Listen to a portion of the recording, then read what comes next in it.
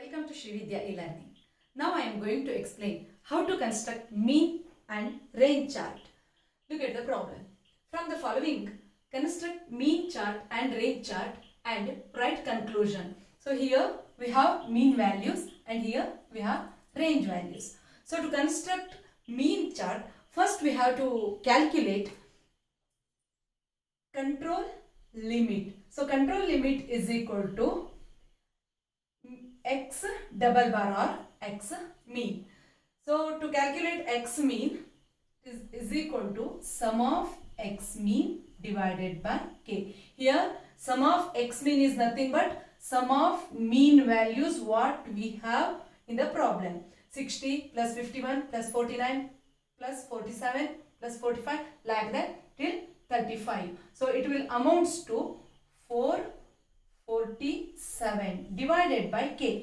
k ಅಂತ ಅಂದ್ರೆ ಎಷ್ಟು ಸ್ಯಾಂಪಲ್ ಇದೆ ಅದು k ಆಗುತ್ತೆ. ಈಗ ಮೀನ್ ವ್ಯಾಲ್ಯೂಸ್ ಎಷ್ಟಿದೆ 1 2 3 4 5 6 7 8 9 10 ಅಲ್ವಾ. So k 10 is equal to 44.7. So control limit or central line ಅಂತ ಕೂಡ ಕರಿತೀವಿ. ಅದರ ವ್ಯಾಲ್ಯೂ ಏನು ಬಂತು 44.7 ಬಂತು. ಕಂಟ್ರೋಲ್ ಲೈನ್ ಆದ್ಮೇಲೆ ನೆಕ್ಸ್ಟ್ ಕ್ಯಾಲ್ಕುಲೇಷನ್ ಮಾಡಬೇಕಾಗಿರೋದು upper control limit. It is equal to ಫಾರ್ಮುಲಾವನ್ನು ಡಿಸಿಷನ್ ಮಾಡೋಕ್ಕಿಂತ ಮೊದಲು ಪ್ರಾಬ್ಲಮ್ ಅಲ್ಲಿ ಯಾವೆಲ್ಲ ಇನ್ಫಾರ್ಮೇಶನ್ ಇದೆ ಅಂತ ನೋಡೋಣ.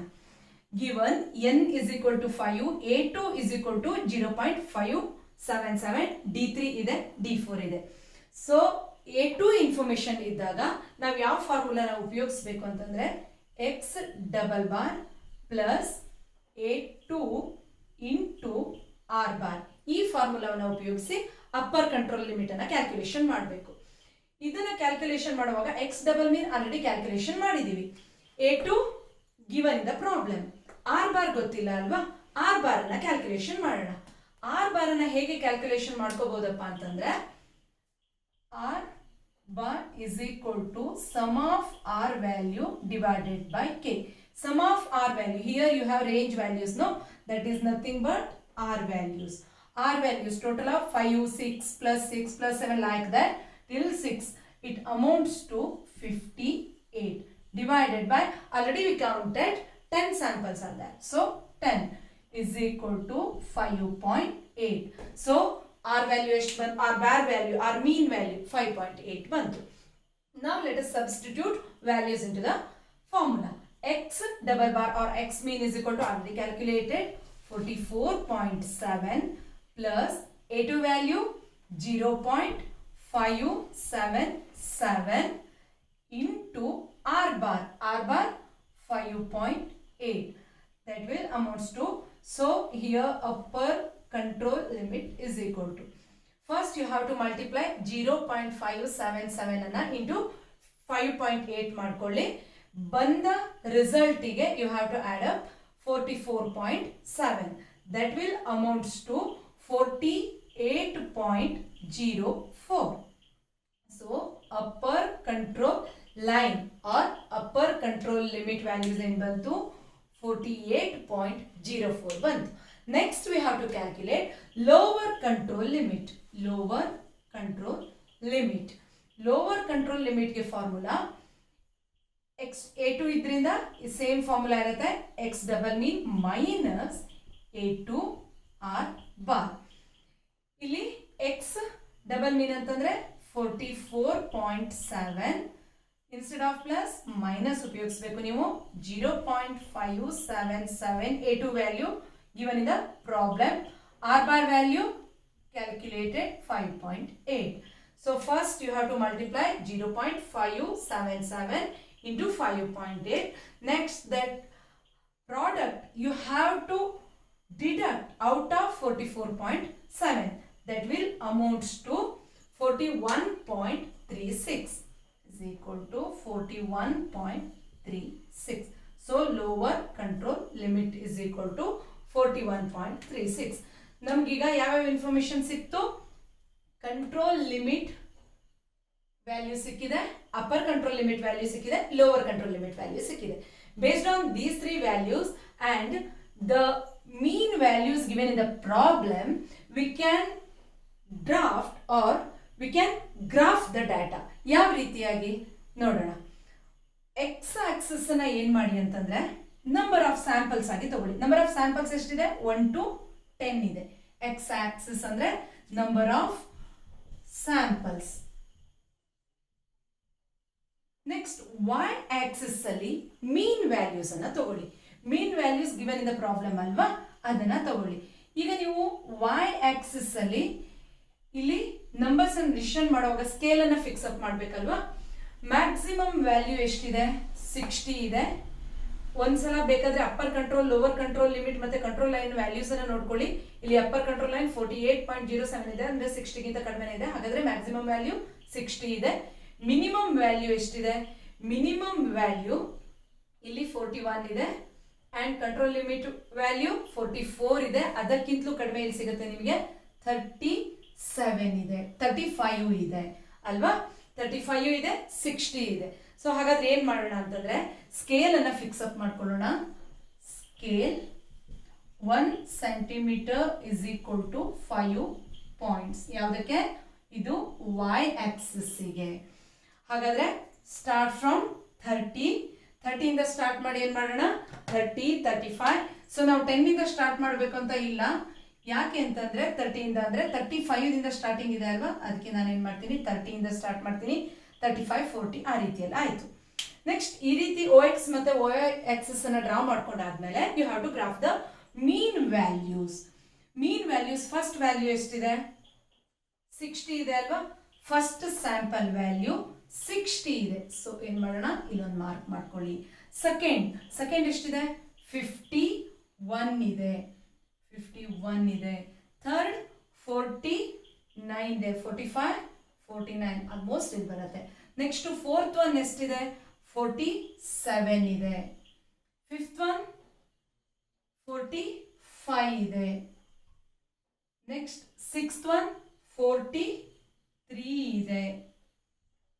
ನೆಕ್ಸ್ಟ್ ಸೆವೆಂತ್ ಒನ್ 41 ಇದೆ. ಏಯ್ತ್ ಒನ್ 39 ಇದೆ. ನೈನ್ತ್ ಒನ್ 37 ಇದೆ. ನೆಕ್ಸ್ಟ್ ಲಾಸ್ಟ್ 10th ಸ್ಯಾಂಪಲ್ ಎಷ್ಟಿದೆ? ವ್ಯಾಲ್ಯೂ 35 ಇದೆ. ನೀವು ಈ ರೀತಿ ಮೀನ್ ಚಾರ್ಟ್ ಅನ್ನ ಕನ್ಸ್ಟ್ರಕ್ಟ್ ಮಾಡುವಾಗ ನೀವು ಆರ್ ವ್ಯಾಲ್ಯೂನ ಅಥವಾ ರೇಂಜಸ್ ಅನ್ನ ಕನ್ಸಿಡರ್ ಮಾಡೋದು ಸದ್ಯಕ್ಕೆ ಬೇಡ. ಯಾವ್ದಕ್ಕೆ ಬೇಕು? ಆರ್ ಬಾರ್ ಕ್ಯಾಲ್ಕುಲೇಷನ್ ಮಾತ್ರ ಬೇಕು. ಗ್ರಾಫ್ ದ ಡಾಟಾ ಅಂತ ಇದ್ದಾಗ ಇವೆರಡನ್ನು ಕನ್ಸಿಡರ್ ಮಾಡೋದಲ್ಲ, ಮೀನ್ ವ್ಯಾಲ್ಯೂಸ್ ಕನ್ಸಿಡರ್ ಮಾಡೋದು, ನಂಬರ್ ಆಫ್ ಸ್ಯಾಂಪಲ್ಸ್ ಅನ್ನ ಬರ್ಕೊಳ್ಳೋದು ಎಕ್ಸ್ ಆಕ್ಸಿಸ್ ಅಲ್ಲಿ. ಈ ರೀತಿಯಾಗಿ ನೀವು ಮೀನ್ ವ್ಯಾಲ್ಯೂಸ್ ಅನ್ನ ಗ್ರಾಫ್ ಮಾಡಬಹುದು. ನೆಕ್ಸ್ಟ್ ನಾವೇನ್ ಮಾಡ್ಬೇಕು ಅಂತಂದ್ರೆ ಈಗ ಗ್ರಾಫ್ ಆದ ಪಾಯಿಂಟ್ಗಳು ನಮ್ಮ ಕಂಟ್ರೋಲ್ ಲಿಮಿಟ್ ಒಳಗಡೆ ಇದೆಯೋ ಹೊರಗಡೆ ಇದೆಯೋ ಅನ್ನೋದನ್ನ ಕಂಡುಹಿಡಿಬೇಕಲ್ವಾ. ಅದಕ್ಕಾಗಿ ಕಂಟ್ರೋಲ್ ಲಿಮಿಟ್ ನೋಡಿ ಎಷ್ಟಿದೆ? 44.7 ಇದೆ ಅಲ್ವಾ. 44.7 ಅಂದ್ರೆ ಆಲ್ಮೋಸ್ಟ್ ಇಲ್ಲಿ ಬರುತ್ತೆ ಅಂತ ಇಟ್ಕೊಳ್ಳೋಣ. ನಾವೇನ್ ಮಾಡ್ಬೇಕು ಅಂತಂದ್ರೆ 44.7ಗೆ ಒಂದು ಲೈನ್ ಅನ್ನ ಡ್ರಾ ಮಾಡಿ. That is your control line. Next upper control line ಎಷ್ಟಕ್ಕಿದೆ? 48.04 ಇದೆ. 45, 50 ಹಾಗಾದ್ರೆ 48.04ಗೆ ಇನ್ನೊಂದು ಲೈನ್ ಅನ್ನ ಡ್ರಾ ಮಾಡಿ. That is your upper control line. Next lower control line ಅನ್ನ ನೋಡಿ ಎಷ್ಟಿದೆ? 41.36 ಇದೆ. 41.36 ಅಲ್ಲಿ ಇನ್ನೊಂದು ಲೈನ್ ಅನ್ನ ಡ್ರಾ ಮಾಡಿ. This is your lower control limit. So upper control limit, lower control limit and control limit ಅನ್ನ ಡ್ರಾ ಮಾಡ್ಕೊಂಡ್ರಿ. ಇವಿಷ್ಟು ಆದ್ಮೇಲೆ ಈಗ ಡಾಟಾನು ಕೂಡ ಗ್ರಾಫ್ ಮಾಡಾಗಿದೆ. ಈಗ ಗ್ರಾಫ್ ಆದ್ಮೇಲೆ ಇನ್ಫರೆನ್ಸ್ ಅನ್ನ ಹೇಗೆ ಬರೆಯೋದು ಅಂತಂದ್ರೆ the values which fall within the upper control limit and lower control limit, these samples can be accepted, and the values which fall outside the or above the upper control limit, below the lower control limit should be rejected because those samples are not up to the expectation or as per the standard, so we have to reject the samples. ಈಗ ನೀವು ಇದಕ್ಕೆ inference ಏನು ಬರೀಬೇಕು ಅಂತಂದ್ರೆ ಯಾವ್ಯಾವ samples outside ಇದೆ ನೋಡ್ಕೊಳ್ಳಿ. 1 sample number 1 ಅಲ್ವಾ, ಇದು 1 ಇದೆ, 2 ಇದೆ, 3, 4, 5, 6 ಕಂಟ್ರೋಲ್ ಲಿಮಿಟ್ ಒಳಗಡೆ ಇದೆ. 6 ಆದಮೇಲೆ 7, 8, 9, 10 ಇವಿಷ್ಟು ಸ್ಯಾಂಪಲ್ಸ್ ಹೊರಗಡೆ ಇದೆ. ಇನ್ಫರೆನ್ಸ್ ಏನು ಬರೀತೀರಾ ಅಂತಂದ್ರೆ sample number 1, 7, 8, 9 and 10 fall outside the control limits, hence we have to reject those samples, and that those outside samples indicate the process needs some attention to make it right or make it correct ಅಂತ ನೀವು ಬರಿಬಹುದು. So it's about mean chart. Next ನಾವೇನ್ ಮಾಡಬೇಕು, construct mean and range chart ಹೇಳಿದ್ದಾರೆ. ಇಷ್ಟು ಮಾಡಿದ್ರೆ ನಿಮ್ದು mean chart ಮುಗಿತು. ಇನ್ಫರೆನ್ಸ್ ಅನ್ನ ಬರೀರಿ. ನೆಕ್ಸ್ಟ್ ರೇಂಜ್ ಚಾರ್ಟ್ ಅನ್ನ ಕನ್ಸ್ಟ್ರಕ್ಟ್ ಮಾಡಬೇಕು. ರೇಂಜ್ ಚಾರ್ಟ್ ಅನ್ನ ಕನ್ಸ್ಟ್ರಕ್ಟ್ ಮಾಡೋವಾಗ್ಲೂ ಕೂಡ ನಾವೇನ್ ಮಾಡಬೇಕು, upper control limit, lower control limit ಮತ್ತೆ ಕಂಟ್ರೋಲ್ ಲಿಮಿಟ್ ಅನ್ನ ಕ್ಯಾಲ್ಕುಲೇಷನ್ ಮಾಡ್ಕೋಬೇಕು. So first let us see how to calculate control limit. Control limit range ಚಾರ್ಟ್ಗೆ ಹೋದಾಗ is equal to R bar ಆಗಿರುತ್ತೆ. ಆರ್ ಬಾರ್ ನ ಹೇಗೆ ಕ್ಯಾಲ್ಕುಲೇಷನ್ ಮಾಡ್ತೀವಿ, sum of R divided by K. Already ಮಾಡಿದ್ದೀನಿ ನೋಡಿ, ಇಲ್ಲೇ ಇದೆ ಅಲ್ವಾ, ಇಸ್ ಈಕ್ವಲ್ ಟು 5.8 ಬಂದಿತ್ತು. ನೆಕ್ಸ್ಟ್ ಅಪ್ಪರ್ ಕಂಟ್ರೋಲ್ ಲಿಮಿಟ್ ಅನ್ನ ಹೇಗೆ ಕ್ಯಾಲ್ಕುಲೇಷನ್ ಮಾಡಬೇಕು ಅಂತಂದ್ರೆ ರೇಂಜ್ ಚಾರ್ಟ್ ಅನ್ನ ಕನ್ಸ್ಟ್ರಕ್ಟ್ ಮಾಡುವಾಗ upper control limit is equal to D4 into R bar. D4 into R bar. D4 has given in the problem. What is the value? 2.155. R value we found out 5.8. That is equal to upper control limit is equal to 12.49 ಬರುತ್ತೆ. ನೀವು ಇದೆರಡನ್ನ multiply ಮಾಡಿದಾಗ 12.49 ಬರುತ್ತೆ. Next we have to calculate lower control limit.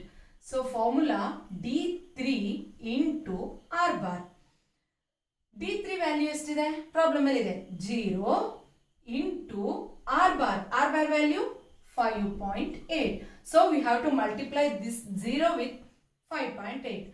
That will amounts to 0. So lower control limit value ಏನಾಯ್ತು, 0 ಆಯ್ತು. ಹಾಗಾದ್ರೆ ಈಗ ನಮ್ಗೆ ಯಾವ ವ್ಯಾಲ್ಯೂ ಸಿಕ್ತು, ಕಂಟ್ರೋಲ್ ಲಿಮಿಟ್ ಸಿಕ್ತು, ಅಪ್ಪರ್ ಕಂಟ್ರೋಲ್ ಲಿಮಿಟ್ ಸಿಕ್ತು, ಮತ್ತೆ ಲೋವರ್ ಕಂಟ್ರೋಲ್ ಲಿಮಿಟ್ ಕೂಡ ಸಿಕ್ತು ಅಲ್ವಾ. With the help of these 3 and available range values. ಈಗ ನೀವು ರೇಂಜ್ ಚಾರ್ಟ್ ಅನ್ನ ಕನ್ಸ್ಟ್ರಕ್ಟ್ ಮಾಡ್ತಾ ಇದ್ದೀರಾ. ಮೀನ್ ವ್ಯಾಲ್ಯೂಸ್ ಅನ್ನ ನೋಡೋದು ಬೇಡ, ಗ್ರಾಫ್ ಯಾವ್ದನ್ನ ಮಾಡಬೇಕು, ರೇಂಜ್ ವ್ಯಾಲ್ಯೂಸ್ ಅನ್ನ ಮಾಡಬೇಕು. ಎಕ್ಸ್ ಆಕ್ಸಿಸ್ ಅಲ್ಲಿ ನಾರ್ಮಲ್ ಆಗಿ ನೀವೇನ್ ಮಾಡಬೇಕು, ಆಗೇನ್ ಮಾಡಿದ್ರಿ, ಸ್ಯಾಂಪಲ್ಸ್ ಅನ್ನ ತಗೊಂಡಿದ್ರಿ ಅಲ್ವಾ. ಅದೇ ರೀತಿ ರೇಂಜ್ ಚಾರ್ಟ್ ಅಲ್ಲೂ ಕೂಡ ನಂಬರ್ ಆಫ್ ಸ್ಯಾಂಪಲ್ಸ್ ಅನ್ನ ಎಕ್ಸ್ ಆಕ್ಸಿಸ್ ಅಲ್ಲಿ ತಗೋಬೇಕು.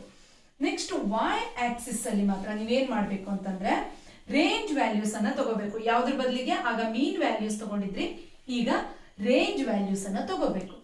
ಸೊ ರೇಂಜ್ ವ್ಯಾಲ್ಯೂಸ್ ಅಲ್ಲಿ ಅಗೇನ್ ಏನ್ ಮಾಡಬೇಕು, ಅಪ್ಪರ್ ಲಿಮಿಟ್, ಲೋವರ್ ಲಿಮಿಟ್ ಅಥವಾ ಹೈಯರ್ ವ್ಯಾಲ್ಯೂ, ಲೋವರ್ ವ್ಯಾಲ್ಯೂನ ನೋಡ್ಕೊಳ್ಳಿ. ಈಗ ಅಪ್ಪರ್ ಕಂಟ್ರೋಲ್ ಲಿಮಿಟ್ ವ್ಯಾಲ್ಯೂ 12 ಇದೆ, ಮೋಸ್ಟ್ಲಿ ಅದೇ ಹೈಯೆಸ್ಟ್ ಇದೆ ನೋಡಿ ಅಲ್ವಾ. ಸೊ 12.49 ಹೈಯೆಸ್ಟ್ ಅಂತ ಅಂದ್ಕೊಳ್ಳಿ. ಲೋವರ್ ವ್ಯಾಲ್ಯೂ 0 ಇದೆ. 0 ಅಂತಂದ್ರೆ ಯಾವುದು, ಎಕ್ಸ್ ಆಕ್ಸಿಸ್ 0 ವ್ಯಾಲ್ಯೂ ಆಗಿರುತ್ತೆ. ಹಾಗಾದ್ರೆ ಸ್ಕೇಲ್ ಅನ್ನ ಹೇಗೆ ಫಿಕ್ಸ್ ಮಾಡೋಣ ನೋಡಿ. ಇಲ್ಲಿ ವ್ಯಾಲ್ಯೂಸ್ ಅನ್ನ ನೋಡಿದಾಗ ಕೂಡ ನಿಮ್ಗೆ ಮಿನಿಮಮ್ ವ್ಯಾಲ್ಯೂಸ್ 4, 5, 6 ಈ ರೀತಿಯಲ್ಲಿ ಇದೆ, ಮಿನಿಮಮ್ 4 ಇದೆ ಅಲ್ವಾ. ಸೊ ಸ್ಕೇಲ್ ಅನ್ನು ಏನ್ ಫಿಕ್ಸ್ ಮಾಡೋಣ ಅಂತಂದ್ರೆ 1 centimetre is equal to 1 point ಅಂತ ಮಾಡ್ಕೊಳ್ಳೋಣ. ಓಕೆನಾ, ರೇಂಜ್ ಚಾರ್ಟ್ಗೆ. ಸೊ ಹಾಗಾದ್ರೆ 1 ಇಂದ ಸ್ಟಾರ್ಟ್ ಮಾಡಿದ್ರೆ ನೀವು 1, 2, 3, 4, 5, 6, 7, 8, 9, 10, 11, 12, 13. ಸೊ ನೀವು ಇದು ತುಂಬಾ ನಿಮಗೆ ಲೆಂದಿ ಆಗುತ್ತೆ. ಈಗ ನೋಡಿ 4 ವರೆಗಿದೆ ಅಲ್ವಾ, 4 ವರೆಗೆ ಇಲ್ಲ ಅಂತಂದ್ರೆ ನೀವು ಇಲ್ಲಿ ಈ ರೀತಿಯಾಗಿ ಮಾಡ್ಬಿಟ್ಟು ನೀವೇನ್ ಮಾಡ್ಬೋದು, 3, 4 ಅಂತಾನು ಸ್ಟಾರ್ಟ್ ಮಾಡ್ಬೋದು. 1 ಇಂದಾನೇ ಸ್ಟಾರ್ಟ್ ಮಾಡ್ಬೇಕು ಅಂತ ಏನು ಇರಲ್ಲ. ಆದ್ರೆ ಇಲ್ಲಿ ಕಡಿಮೆ ವ್ಯಾಲ್ಯೂಸ್ ಇದೆಯಲ್ಲ, ಅದಕ್ಕೆ 1 ಇಂದ ಸ್ಟಾರ್ಟ್ ಮಾಡಿದ್ದೀನಿ ನಾನು. ಸೊ ಫಸ್ಟ್ ಸ್ಯಾಂಪಲ್ ಅನ್ನ ನೋಡಿ, ಯಾವ್ದನ್ನ, ರೇಂಜ್ ವ್ಯಾಲ್ಯೂ ಅನ್ನ ನೋಡ್ಬೇಕು ನೀವು. ಎಷ್ಟಿದೆ, 5 ಇದೆ ಅಲ್ವಾ. ಫಸ್ಟ್ ಒನ್ ಏನಿದೆ, 5 ಇದೆ, ಮಾರ್ಕ್ ಮಾಡ್ಕೊಳ್ಳಿ. ಸೆಕೆಂಡ್ ಒನ್ 6 ಇದೆ, ಮಾರ್ಕ್ ಮಾಡ್ಕೊಳ್ಳಿ. ಥರ್ಡ್ ಒನ್ ಏನಿದೆ, ಥರ್ಡ್ ಒನ್ ಕೂಡ 6 ಇದೆ. ಫೋರ್ತ್ ಒನ್ 7th ಇದೆ, 7 ಇದೆ. ಅಗೇನ್ ಫಿಫ್ತ್ ಒನ್ ಏನಾಗಿದೆ, 6 ಇದೆ. ನೆಕ್ಸ್ಟ್ 4 ಇದೆ, 4 ಇದೆ ಅಲ್ವಾ. 7 1 4 ಇದೆ. ನೆಕ್ಸ್ಟು 8 8th one 8 ಇದೆ. ನೆಕ್ಸ್ಟು 9th one ಎಷ್ಟಿದೆ? 9th one 4 ಇದೆ. 9th one 4 ಇದೆ. 10th one ಎಷ್ಟಿದೆ? 6 ಇದೆ. 8th one ಎಷ್ಟಿದೆ? ಅಗೇನ್ 6 ಇದೆ. 6 ಇದೆ. 7th one ಎಷ್ಟಿದೆ? 8 ಇದೆ. 8 ಅನ್ನು ಡ್ರಾ ಮಾಡ್ಕೊಳ್ಳಿ. 8 ಅನ್ನು ಡ್ರಾ ಮಾಡ್ಕೊಳ್ಳಿ. ನೆಕ್ಸ್ಟ್ ಆ್ಯಕ್ಚುಲಿ 6 1 ಮಾತ್ರ 4 ಇದೆ. ಸೊ ಇಲ್ಲಿ ನೋಡಿ 1 2 3 4 5 6 7 8 9 10 10 ವ್ಯಾಲ್ಯೂಸ್ ಆಯಿತು ಅಲ್ವಾ. ಈ ರೀತಿಯಾಗಿ ಗ್ರಾಫನ್ನು ಹಾಕ್ಕೊಂಡಾದ್ಮೇಲೆ ಅಗೇನ್ ಕಂಟ್ರೋಲ್ ಲೈನ್ 5.8 ಇದೆ ಅಲ್ವಾ. 5.5 5.8 ಇದು ನಿಮ್ದೇನಾಯಿತು? Control line or central line ಆಯಿತು. ಅಪ್ಪರ್ ಕಂಟ್ರೋಲ್ ಲಿಮಿಟ್ ಎಷ್ಟಕ್ಕಿದೆ? 12.49 ಇದೆ. 12.49 ಅಂದರೆ ಇಲ್ಲಿಗೆ ಬರುತ್ತಲ್ವಾ. ಸೊ ಒಂದು ಲೈನನ್ನು ಡ್ರಾ ಮಾಡಿ. ಇದು upper control limit or upper control line ಆಯಿತು. ಲೋವರ್ ಕಂಟ್ರೋಲ್ ಲೈನ್ ಎಷ್ಟಿದೆ? 0 ಇದೆ. 0 ಇದೆ ಅಂತಂದರೆ ಅರ್ಥ ಏನು? ಎಕ್ಸ್ ಆಕ್ಸಿಸ್ ಆಗಿರುತ್ತೆ. ಹಾಗಾದರೆ ಸ್ಯಾಂಪಲ್ಸ್ ಅನ್ನು ನೋಡಿ. ಇವಾಗ ಸ್ಯಾಂಪಲ್ಸ್ ನೀವು ಪ್ಲಾಟ್ ಮಾಡಿದ್ದೆಲ್ಲ ಎಲ್ಲಿದೆ? These all in between upper control line and lower control line. ಅದರ ಅರ್ಥ ಏನು? ಯಾವಾಗ ನಾವು ಡ್ರಾ ಮಾಡಿದ ಸ್ಯಾಂಪಲ್ಗಳು ಅಪ್ಪರ್ ಕಂಟ್ರೋಲ್ ಲೈನ್ ಮತ್ತು ಲೋವರ್ ಕಂಟ್ರೋಲ್ ಲೈನ್ ಮಧ್ಯೆ ಇರುತ್ತೋ ಆಗ ನಾವು ಸ್ಯಾಂಪಲ್ಸ್ ಅನ್ನು ಅಕ್ಸೆಪ್ಟ್ ಮಾಡ್ಕೋಬಹುದು. That indicates the process is as per the standard or as per predetermined ಅಂತ ಆಗುತ್ತೆ. ಸೊ ಇದಕ್ಕೆ ಇನ್ಫರೆನ್ಸ್ ಏನು ಬರಬೇಕು? ಎಲ್ಲ ಸ್ಯಾಂಪಲ್ಗಳು ಅಪ್ಪರ್ ಕಂಟ್ರೋಲ್ ಲೈನ್ ಮತ್ತು ಲೋವರ್ ಕಂಟ್ರೋಲ್ ಲೈನ್ನ ಮಧ್ಯದಲ್ಲಿ ಪ್ಲಾಟ್ ಆಗಿರೋದ್ರಿಂದ ಎಲ್ಲ ಸ್ಯಾಂಪಲ್ಗಳನ್ನು ನಾವು ಅಕ್ಸೆಪ್ಟ್ ಮಾಡ್ಬೋದು ಅಂತ ಬರಿಬೋದು. ನೀವು ಇವಾಗ ಮೀನ್ ಚಾರ್ಟಲ್ಲಿ ನೋಡಿದ್ರಿ, ಕೆಲವೊಂದು ಸ್ಯಾಂಪಲ್ಗಳು ಔಟ್ಸೈಡ್ ದ ಕಂಟ್ರೋಲ್ ಲಿಮಿಟ್ ಬಂದಿತ್ತು. ರೇಂಜ್ ಚಾರ್ಟಲ್ಲಿ ಎಲ್ಲವೂ ಕಂಟ್ರೋಲ್ ಲಿಮಿಟ್ನ ಒಳಗಡೆ ಇದೆ. ಸೊ ಈ ರೀತಿಯಾಗಿ ನೀವು ಬೇರೆ ಬೇರೆ ಚಾರ್ಟನ್ನು ಕನ್ಸ್ಟ್ರಕ್ಟ್ ಮಾಡಿದಾಗ ಬೇರೆ ಬೇರೆ ರೀತಿಯ ಇನ್ಫರೆನ್ಸ್ ಬರುತ್ತೆ. ಅದಕ್ಕೆ ಪ್ರತಿ ಚಾರ್ಟನ್ನು ಕನ್ಸ್ಟ್ರಕ್ಟ್ ಮಾಡ್ಕೊಂಡ ತಕ್ಷಣ ಅದರದ್ದು ಏನು ಇನ್ಫರೆನ್ಸ್ ಇರುತ್ತೋ ಅದನ್ನು ಬರ್ಕೊಬಿಡಿ. ಈ ರೀತಿಯಾಗಿ ಮೀನ್ ವ್ಯಾಲ್ಯೂಸ್ ಅನ್ನು ನೋಡಿಕೊಂಡು ಮೀನ್ ಚಾರ್ಟ್ ಅನ್ನು ಕನ್ಸ್ಟ್ರಕ್ಟ್ ಮಾಡಿ, ರೇಂಜ್ ವ್ಯಾಲ್ಯೂಸ್ ಅನ್ನು ನೋಡಿಕೊಂಡು ರೇಂಜ್ ಚಾರ್ಟ್ ಅನ್ನು ಕನ್ಸ್ಟ್ರಕ್ಟ್ ಮಾಡಿ. ಆಮೇಲೆ ಅವೈಲೇಬಲ್ ಇನ್ಫಾರ್ಮೇಶನ್ ಮೇಲೆ ಯಾವ ಫಾರ್ಮುಲಾವನ್ನು ಉಪಯೋಗಿಸಬೇಕು ಅನ್ನೋದನ್ನ ಡಿಸಿಷನ್ ತಗೊಳ್ಳಿ. ಅದಕ್ಕಾಗಿ ನಾನು ಒಂದು ಸಪರೇಟ್ ವಿಡಿಯೋ ಮಾಡಿದ್ದೀನಿ. ಆ ವಿಡಿಯೋ ಲಿಂಕನ್ನು ಡಿಸ್ಕ್ರಿಪ್ಷನಲ್ಲಿ ಕೊಟ್ಟಿದ್ದೀನಿ, ಒಂದ್ಸಲ ಚೆಕ್ ಮಾಡ್ಕೊಳ್ಳಿ. Thanks for watching. Don't forget to subscribe Shrividya e learning.